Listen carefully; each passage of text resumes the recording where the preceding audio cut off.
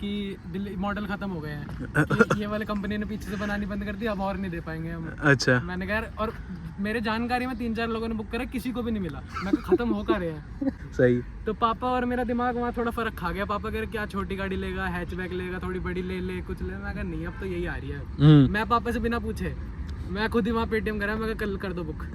मैं हद ही नहीं करना, वो तो इतना लगा कि गाड़ी नहीं उठ रही। मेरे को लगा ये पहाड़ों पे जाएगी, पीछे ही जाएगी, आगे तो जाएगी नहीं। कम ही अंडर पावर्ड है, पावर होनी चाहिए। Weight to power ratio power कम है इसकी। हाँ।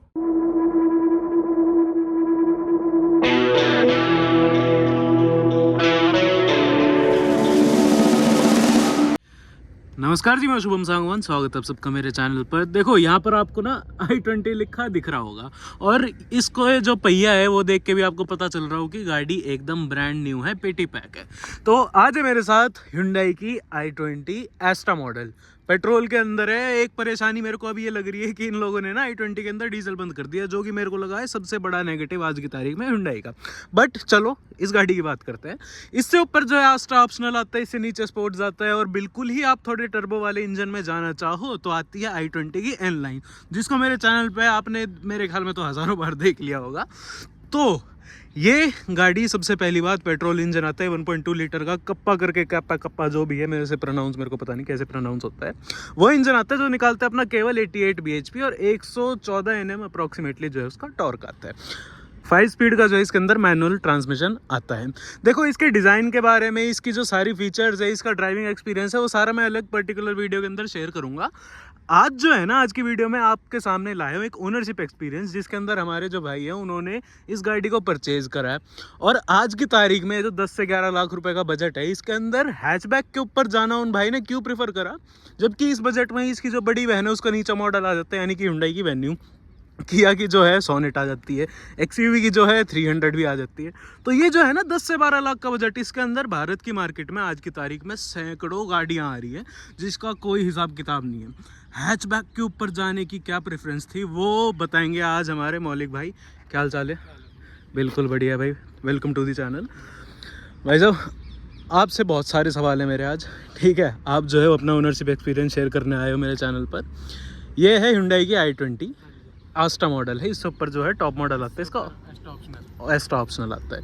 तो सबसे पहले इस गाड़ी को आपने कब लिया, कैसे लिया, लेने की वजह, इस रंग की वजह, इस मॉडल की वजह, और कौन सी गाड़ी आपने जो है देखी थी इसके टाइम पे जो आप लेने से मना कर गए और आपने सोचा कि 10 से 11 लाख रुपए में मैं एक हैचबैक खरीद लूँ, जो कि भारत की मार्केट में आजकल लोग थोड़ा कम प्रीफर कर रहे हैं। मैंने जब मैं लेने गया था, लेने तो खैर बहुत टाइम से थी कि कॉलेज जाने के लिए चाहिए थी, और कई चीज़ें थी कि शहर में चलाने के लिए। मेरी रनिंग सिटी की है, बाहर की ज़्यादा है ही नहीं। कभी घूमने फिरने चले गए, जैसे भी जाएंगे थोड़े दिन में, बस पहाड़ों में जाने वाली है। उसके बाद फिर मेन मेरा ये था कि 10 से 12 लाख तक में एक बढ़िया गाड़ी चाहिए जिसमें सब कुछ हो, परफॉर्मेंस भी ठीक हो, फीचर भी हो अच्छे खासे, मतलब जो जरूरत के हैं, ये नहीं कि बहुत ज़्यादा फालतू। तो मैंने कई गाड़ियाँ देखी थी। मैंने वर्टस का बेस मॉडल देखा था, कंफर्ट लाइन शायद नाम था। एक मैंने कुशाक का भी देखा था, जो एक मॉडल आया था अभी स्पेशल एडिशन करके, ऑनिक्स मॉडल आया था कुछ, बिल्कुल वो हमने बुक भी कराया था, लेकिन उसकी डिलीवरी बहुत टाइम लगा दिया उन्होंने। स्कॉडा वाले डिलीवरी नहीं दे रहे, स्कॉडा वाले मानना पड़ेगा। वो 1.5 महीना लगा दिया, और उसके बाद मेरे पास फोन आता है कि मॉडल खत्म हो गए हैं कि ये वाले कंपनी ने पीछे से बनानी बंद कर दी, अब और नहीं दे पाएंगे हम। अच्छा। मैंने कहा, और मेरे जानकारी में 3-4 लोगों ने बुक करा, किसी को भी नहीं मिला। मैं खत्म हो कर रहे हैं। वो समझ नहीं आ रहा। तो उसका फिर बेस भी बिल्कुल ही बेस जो आता है उसके ऊपर क्यों नहीं गए? जैसे वर्टस होगी, स्लाविया हो गई, कुशाक होगी, टाइगन हो गई, ये थोड़े जर्मन ब्रांड की फील अलग है, और सारे बेस मॉडल आपके जो है बजट के अंदर आ जाते हैं। आपको पता है सबके घर पे एक पिताजी तो होते ही हैं। जर्मन सुन के वो वैसे नाट जाते हैं। अच्छा। जर्मन की हाई मेंटेनेंस, वो बैठा हुआ वहम दिमाग में कि हाई मेंटेनेंस है, होगी इससे 2000 ऊपर और होगी, ले लेंगे सर्विस में। बिल्कुल। और कितना ही फर्क आ जाएगा, 2-3 हजार 4 हजार और ऊपर ले लेंगे। लेकिन वही है कि पिताजी के दिमाग में था कि जर्मन नहीं तो नहीं गए। स्कॉडा कुशाक फिर मान गए थे। हाँ। कुशाक के लिए मान गए थे, कुशाक उनको भी पसंद नहीं थी। पापा को था कि ऊंची गाड़ी, सेडान नहीं लेनी थी। सेडान पापा को बिल्कुल होता कि सेडान तो लेनी नहीं कोई, वो तो हमारे घर की कहानी है मोस्टली भारत के अंदर। चलते बात करते हैं। फिर हमने क्रेटा का भी EX मॉडल कराया था। हाँ। लेकिन फिर पता लग गया कि जानकारी लग रहे थे होंडा में, उन्होंने बताया कि क्रेटा नहीं आने वाली 1 महीने में, फिर वो लेते पुरानी। और हमारी दिक्कत ये हो रही थी कि हाथ के हाथ गाड़ी चाहिए थी बिल्कुल, कि वेटिंग नहीं चाहिए थी। बहुत वेट कर लिया 2 महीने। मैं कब हाथ के हाथ गाड़ी चाहिए, अब दिक्कत हो रही है मेरे को। बट यार हो ही जाती है, शहर में कहीं जाना हो, गाड़ी नहीं है घर पे, फिर लगता है। बिल्कुल। तो फिर अब मैं गया था वेन्यू देखने, पापा के कहने पे जबरदस्ती भेजा था पापा ने कि वेन्यू और क्रेटा देख के आ जा, अगर ये वाला मॉडल क्रेटा को पसंद आ जाए वेन्यू पसंद आ जाए। मैं गया, मेरे को ये दिख गई। उस टाइम वहाँ खड़ी थी एन लाइन का जो N8 वाला मॉडल खड़ा था ऑटोमेटिक में। अब मैंने लुक देखी, यार ये तो कुछ चीज लुक है यार, आगे से इसकी लुक ही बहुत अलग है। अब ये फेस लिफ्ट है थोड़ा और ठीक अच्छा दिखता है थोड़ा। हाँ फिर अब N8 में और 2-4 चीजें फालतू दिखी, फॉग लाइट वगैरह भी थी, ये सब था। तो मैंने देखी और मेरे को पसंद आ गई, मैंने कहा यही लेनी है आपको। अच्छा। मैंने देखा, मैं कहा लुक इसकी अलग है। वेन्यू तो फिर वही दबी सी थोड़ी ऐसे डब्बा सी लग रही थी मेरे को, मतलब नो हिट बट हाँ वो लगती है थोड़ी हैचबैक, एक जिम में चली गई ऐसा लगता है। वही है, वो हैचबैक ही, बस उसको थोड़ा सा ऊंचा कर दिया, उसको चौड़ा कर दिया कि चेस्ट मार के आई है, बस हो गई थोड़ी चौड़ी। सही। तो पापा और मेरा दिमाग वहाँ थोड़ा फर्क खा गया। पापा कह रहे क्या छोटी गाड़ी लेगा, हैचबैक लेगा, थोड़ी बड़ी ले कुछ ले। मैं कहा नहीं, अब तो यही आ रही है। मैं पापा से बिना पूछे मैं खुद ही वहाँ पेटीएम करा, मैं कल कर दो बुक। मैं पूछा नहीं, मैंने घर आके बता दिया, मैं कहा हो गई पापा बुक। वाह। तो आपने देखा इनलाइन वाला मॉडल। अब इनलाइन जो है वो आता है टर्बो भाई, ये है NA। ठीक है, आप टर्बो ना कई जगह पे मिस कर गए, कुछ आग का वेट करते आपको कुछ में भी मिल जाता। मैं तो टर्बो के पीछे भाग रहा था, लेकिन टर्बो मेरे से उतने दूर भाग रहा। उस पे इनलाइन पे ना जाने की वजह?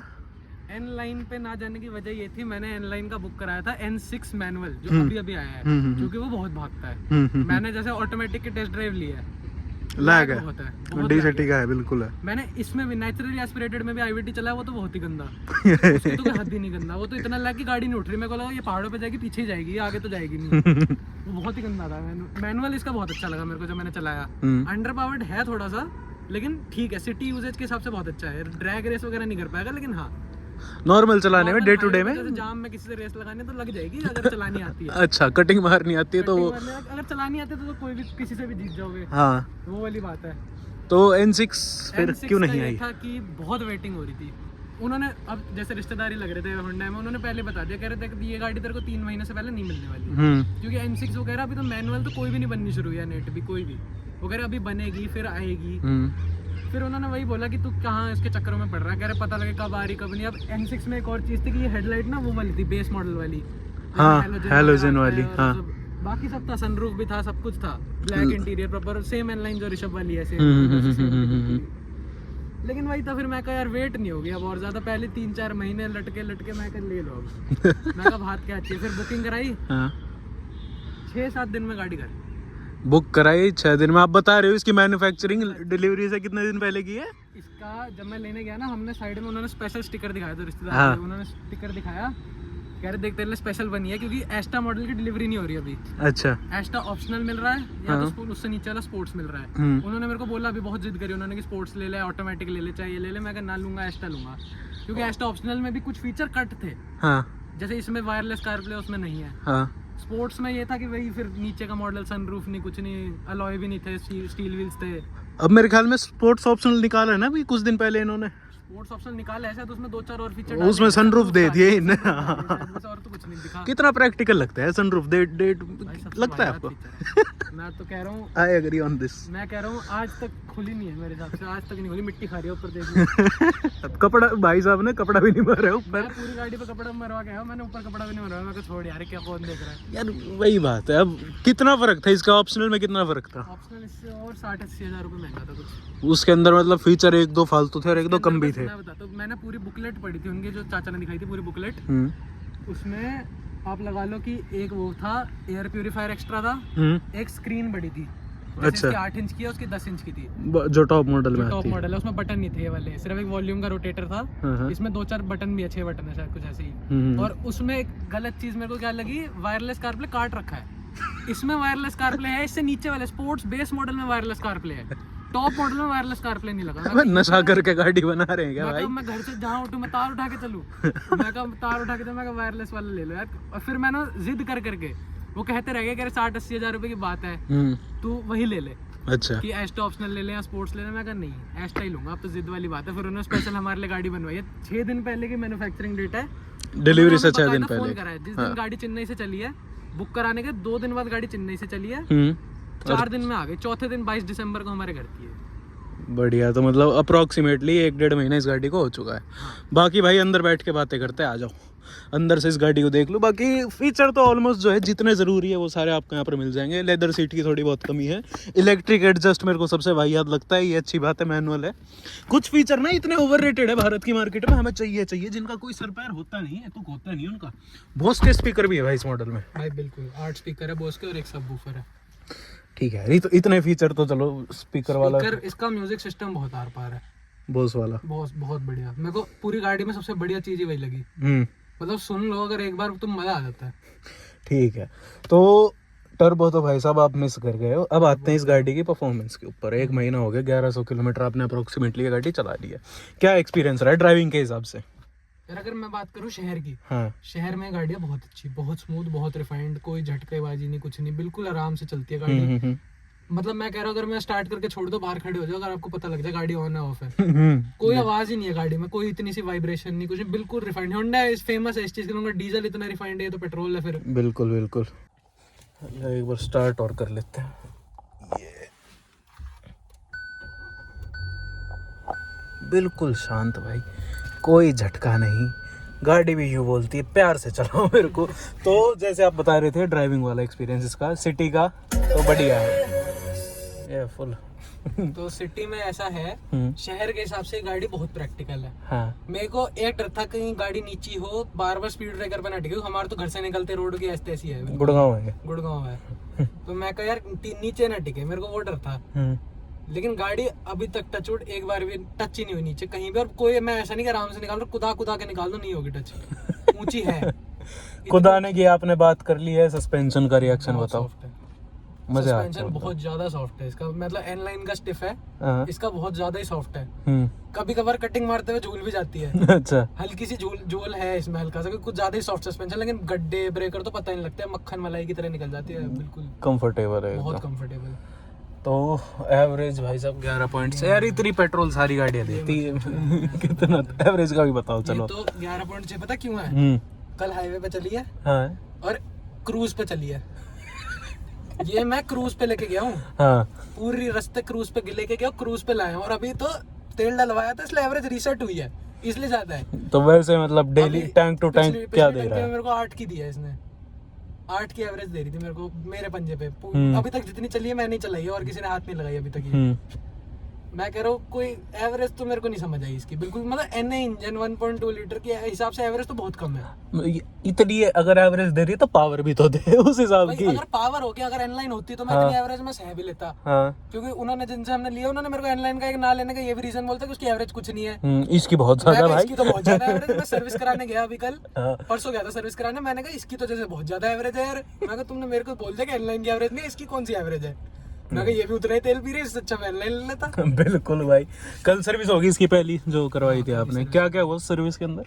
चेकअप किया था, basic air filter, AC filter clean किया था और वॉशिंग करी थी बस। उसका कोई तो खैर पैसे तो कह लेते हैं। वारंटी का क्या सीन है इसका? वारंटी की इसकी आती है 3 साल की आती है। हाँ। हमने एक्सटेंड करा लिया, 5 साल की करा ली, 1 लाख किलोमीटर।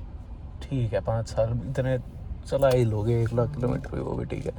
Hyundai की सर्विस ना, मतलब बदनाम तो नहीं सुनी मैंने, ठीक ठाक बताते हैं Hyundai की सर्विस को। क्या रिएक्शन है आपके सर्विस के ऊपर? पहली सर्विस के हिसाब से मैं बताऊँ बहुत टाइम लगाया है, लेकिन वो गलती मेरी भी थी। मैं गया संडे को था मैं संडे को चला गया क्योंकि मेरा टाइम नहीं था, कॉलेज से थोड़ा बिजी चल रहा था, तो मैं संडे को चला गया सर्विस कराने। पापा ने मना भी किया था संडे को मत जाइयो।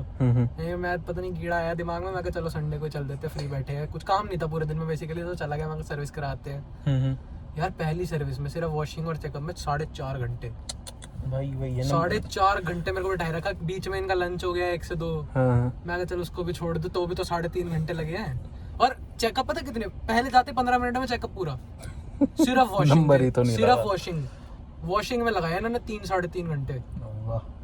बहुत देर लगाई है वॉशिंग में। मैं फीडबैक में भी यही लिखा, मैं कहा भाई टाइम बहुत लगाते हो। तो इससे पहले कौन सी गाड़ी आप ओन कर रहे थे? यार इससे पहले डिजायर थी हमारे पास, एक डीजल एक पेट्रोल, दोनों। अच्छा, दोनों डिजायर? पुरानी वाली डीजल, हाँ, नई वाली पेट्रोल। अच्छा, तो उनके बाद मारुति के बाद Hyundai के ऊपर जाकर कैसा कुछ फील हो रहा है क्वालिटी के हिसाब से? क्वालिटी वाइज तो फर्क है, बहुत फर्क है। मजाक सेट का मतलब वो गाड़ी खड़खड़ जैसे होती है कभी कभी, अब वो फर्क है। वो गाड़ी बहन भी चलाती है थोड़ा सा, तो वहाँ भी फर्क आ जाता है। लेकिन गाड़ी में खड़खड़ हो गई है अब, इस गाड़ी में बैठ के लगता है कि कुछ प्रीमियम चीज है, कि अंदर इंटीरियर की प्रीमियमनेस, इतनी सॉफ्ट इंटीरियर, एकदम अच्छा लगता है बैठ के अंदर। Hyundai ये तो मानना पड़ेगा भाई, बजट के हिसाब से Hyundai जो अपना इंटीरियर देता है ना, और कोई कंपनी मैच कर ही नहीं पाती। बिल्ड क्वालिटी भाई फिर Hyundai इतनी कुछ भारी भी नहीं लगती मेरे को। भारी इतनी नहीं है, लेकिन अब इन्होंने सेफ्टी फीचर तो बढ़ाए हैं, 6 एयरबैग, ABS, CBD, ट्रैक्शन सब दे दिया, हिल होल्ड भी है, सब सारे फीचर दिए तो हैं सेफ्टी के नाम पे। लेकिन स्टार तो इनके वही घूम फिर के वही 3 स्टार ही कहते हैं कि रेटिंग वही है। मारुति से तो अच्छी है, तो हमें तो फायदा ही है बस, उसकी तो 0 से तो अच्छा 3 ही है। वो भी ठीक है, थोड़ा इम्प्रूवमेंट की तरफ चले गए। हम तो 5 पे जा रहे थे, 5 वालों ने डिलीवरी नहीं दी। तो उनकी यार टाइगन टूगन भी देखाते, Volkswagen की तरफ चले जाते हैं। ये टाइगन की लुक नहीं समझ आई मेरे को, बहुत गंदी लुक लगी, मजाक सेट, मतलब वो नहीं कह रहा मैं कि सही में गंदी, मेरे को नहीं अच्छी लगी। वो अपना लुक्स थोड़ी वही है। दबी सी है आगे से, जैसे कि दबा जैसे वेन्यू जैसी लुक है, मतलब वो थोड़ी छोटी भी लगती है देखने में, कुछ आगे थोड़ी फिर भी क्रेटा के सेगमेंट की लगती है। हाँ वो और मैं तो वेन्यू और वो तो सेम लगी बिल्कुल ही, Volkswagen वाली टाइगन। पावर उसमें बहुत थी, मैंने टेस्ट ड्राइव उसकी भी ली थी, बिल्कुल बहुत क्योंकि पावर जब है मैं वर्टस देखने गया था तो उन्होंने वर्टस की जगह उसकी टेस्ट ड्राइव दी थी। हाँ, लेकिन पावर उसमें बहुत थी, भागती बहुत अच्छी थी। टर्बो फिर टर्बो है भाई वो मतलब उनकी एक चीज में चाहे डिलीवरी नहीं दी उन्होंने धोखेबाज ने, लेकिन ठीक है उनकी गाड़ियां बहुत अलग है, फील आती है ना। मजा आ गया था। मैं टेस्ट ड्राइव ली, मैं पता नहीं कब मैं तो 120 140 चढ़ गई, पता ही नहीं लगा भाई। अब यही फर्क है, एक बार अगर जर्मन गाड़ी के ऊपर आप चले गए ना, जर्मन ब्रांड के ऊपर चले गए, फिर जर्मन पे जाते हैं, दूसरी गाड़ी आपको कभी जिंदगी में समझ नहीं आएगी। तो ओवरऑल एक्सपीरियंस गाड़ी के साथ सही, सेटिस्फाइड। 10.5 लाख रुपए आपने लगाए, ओके रिपोर्ट। एकदम वर्थ इट है। कमी क्या कमी अभी तक लगी गाड़ी में, और बेस्ट चीज बताओ, एक वर्स्ट चीज बताओ। भाई बेस्ट चीज है इसके अंदर की प्रीमियमनेस, एक इसका म्यूजिक सिस्टम, और एक बस गाड़ी की क्वालिटी, गाड़ी की लुक्स और गाड़ी की क्वालिटी। मतलब मैं जैसे कॉलेज में 2-3 बार लेके गया, अभी मेरे साथ हुआ था, कॉलेज के जस्ट बाहर खड़ी कर दी मैंने गेट के बाहर, ऐसे फोटो खींच रहा था, वही आदत है कि गाड़ी की फोटो खींचते रहना खड़े खड़े। 3-4 ऐसे छोटे छोटे से बच्चे आए स्कूल के, मतलब होंगे 6-7 के होंगे कुछ ऐसे ही, हमारे कॉलेज के सामने ही स्कूल है एक, वहाँ से निकल गया, उनकी छुट्टी हो रही, सबने रोक के भैया गाड़ी बहुत अच्छी लग रही है भैया, मैं दिल खुश हो गया, मैं कहा चलो पैसे वसूल हो गए गाड़ी के। मैं उसी दिन हो गए पैसे वसूल। कमी अंडर पावर्ड है, पावर होनी चाहिए, weight to power ratio power कम है इसकी। हाँ। मतलब खींचने में ना जान लगती है, थोड़ी जान हवा खाती है मेरे को लगता है थोड़ी सी। अच्छा, मतलब इसको टाइम चाहिए खींचने के लिए, इसको एक स्ट्रेच चाहिए, चली जाती है। जाने को मैं इसको ले गया 170, पर वक्त लिया उसने 170 जाने में, मतलब पूरा स्ट्रेच लिया उसने 170 जाने में, पूरी सोना वाले हाईवे पे पूरा लिया उसने स्ट्रेच के 170 चढ़ूंगी मैं, आराम से चढ़ूंगी, चढ़ जाऊंगी मैं। और उसके बाद फिर एवरेज तो 4 उसकी तो मैं बात ही नहीं कर रहा। चलो एवरेज भी आपके एक नेगेटिव में तो गिननी पड़ेगी भाई, एवरेज वो तो सबसे पहला नेगेटिव। पावर भी होती तो एवरेज समझ लेते ना, पावर है ना। अगर एनलाइन में लेता तो इतनी एवरेज मेरे को चलती, इससे एक आध कम भी चलती, लेकिन इस गाड़ी में एवरेज मेरे को समझ नहीं आई, पता नहीं कह रहे हैं कि 10,000 वाली सर्विस के बाद बढ़ेगी, आ जाएगी, मतलब इन्होंने क्लेम्ड एवरेज मेरे को बताई थी, पापा के सामने कह रहे 20। भाई वो टाइम पापा ने तो वही सुन के गाड़ी फाइनल कर दी, कह रहे 20 की एवरेज, चलो आन दो, आधी भी नहीं दे रही। पापा तो चला ही नहीं, पापा ने तो अभी तक तो। पापा पूछते हैं मेरे से क्या चल रहा है, हर हफ्ते जी टंकी फुल हो रही है, पापा कह रहे क्या चल रहा है भाई। इतना भी नहीं चलाना था। तो थैंक यू भाई अपना रिव्यू देने के लिए। और सही है, नई गाड़ी है भाई, चलाओ प्यार से, चलाओ ड्राइव से। और ऐसे मौलिक भाई की तरह आप में से भी कोई अपना ओनरशिप एक्सपीरियंस शेयर करना चाहे मेरे साथ, आप जो इंस्टाग्राम पे कांटेक्ट कर सकते हो, जल्दी से जो आपको रिप्लाई मिल जाएगा, ठीक है जी। बाकी i20 आपको कैसे लगी, और आपका कोई सजेशन हो i20 या और कोई गाड़ी प्रीफर बंदा करना चाहे तो कमेंट में मेरे को अपनी सजेशन ज़रूर बताना। इसका प्रॉपर जो ड्राइविंग एक्सपीरियंस है वो अगली वीडियो में आपको मिल जाएगा मेरी तरफ से। बाकी मिलते हैं अगली वीडियो में, तब तक के लिए धन्यवाद।